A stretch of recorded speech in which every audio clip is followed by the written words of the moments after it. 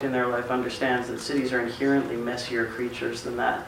And as a matter of fact, one of the things that I share with my students is that cities are actually tragic in the full Greek conception of that term, in that there are multiple competing conceptions of the good, each one of which is valid, which are necessarily in contention with one another. There's no single optimum perfect answer for anything that we find in anything that looks like a real city. So you can't necessarily successfully approach the design of cities in this way. As a matter of fact, when they tried it in Brasilia, you wound up with artifacts like this. You wound up with streets that were named things like Residential Access Way L1, which might be beloved to a certain kind of a cast of mind, but is not necessarily the way most of us think about the places that we live and the places that we love. And of course, this sort of philosophy of design is appealing to certain kinds of institutions. It's in the nature of large institutions that they like to think about things that scale, things that are regular, things that are visible and highly legible. It's almost as if the surface proteins on large institutions help them plug into other large institutions that think this way.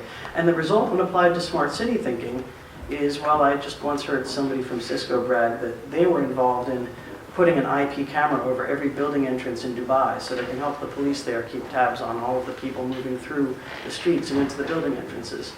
And okay, well, that may be a valid way of approaching safety and security. It may be a valid way of selling IP cameras. It may be a valid way of pushing bits over Cisco hardware. But it doesn't necessarily have that much to do with the city that I personally want to live in. I'm not saying there's anything wrong with it, but it's incomplete. There's another side of the story. And that side of the story has a lot more to do with this person, this woman here, my own personal hero, an urbanist named Jane Jacobs, who wrote a book in 1961 called The Death and Life of Great American Cities. And she was talking about a different kind of top-down planning. She was talking about a guy named Robert Moses, who was an extraordinarily powerful bureaucrat in the city of New York, and was able to impose his visions on the city as though it was his own personal domain.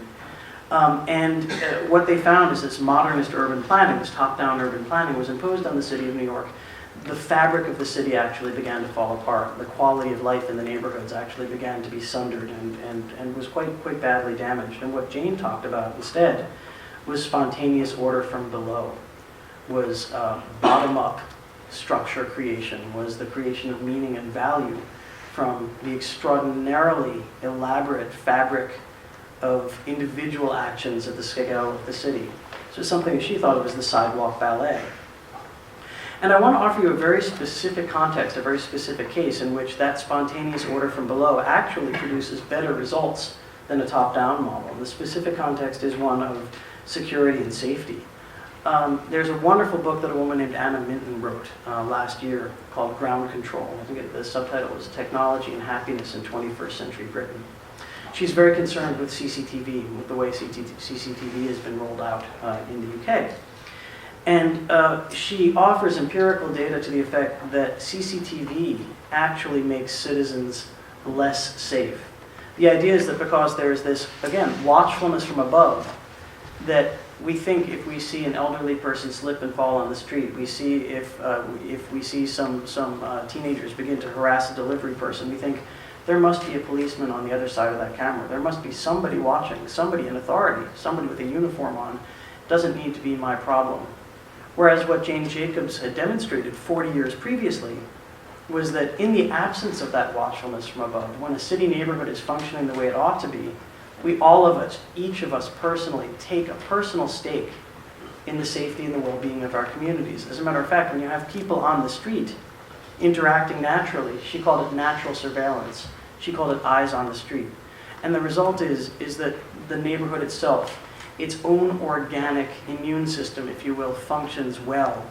It repels the sort of exploits and the sorts of bad outcomes that we might otherwise be so afraid of. It works better than the top-down imposition of visibility and that sort of order.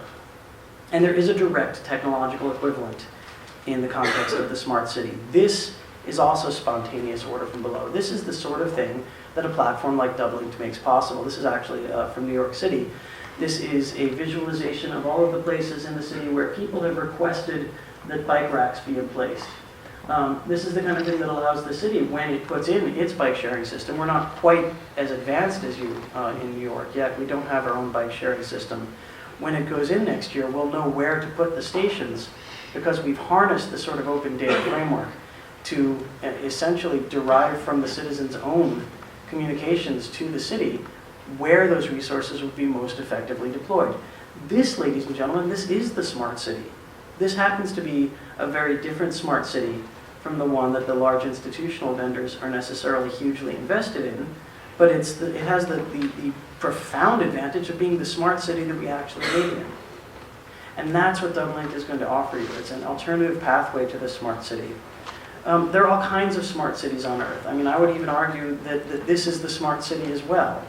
And inherent in this, lest you get the wrong idea from everything I'm arguing, I'm not saying this. I'm not saying that one is the smart city and the other isn't. I'm not saying that one is valid and the other isn't. I'm not saying that one perspective is any more valuable or valid than the other. I'm saying this. I'm saying we need both. I'm saying the large vendors can do things at scale. They can harness efficiencies. They have advanced technology. They can do things that all of us together cannot.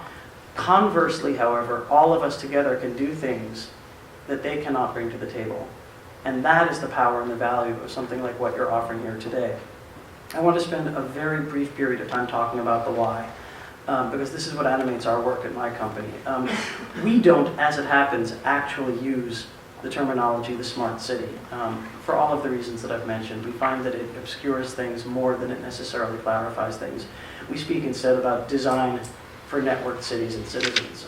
We believe very much in designing things for places where people live and work and love and build and dream.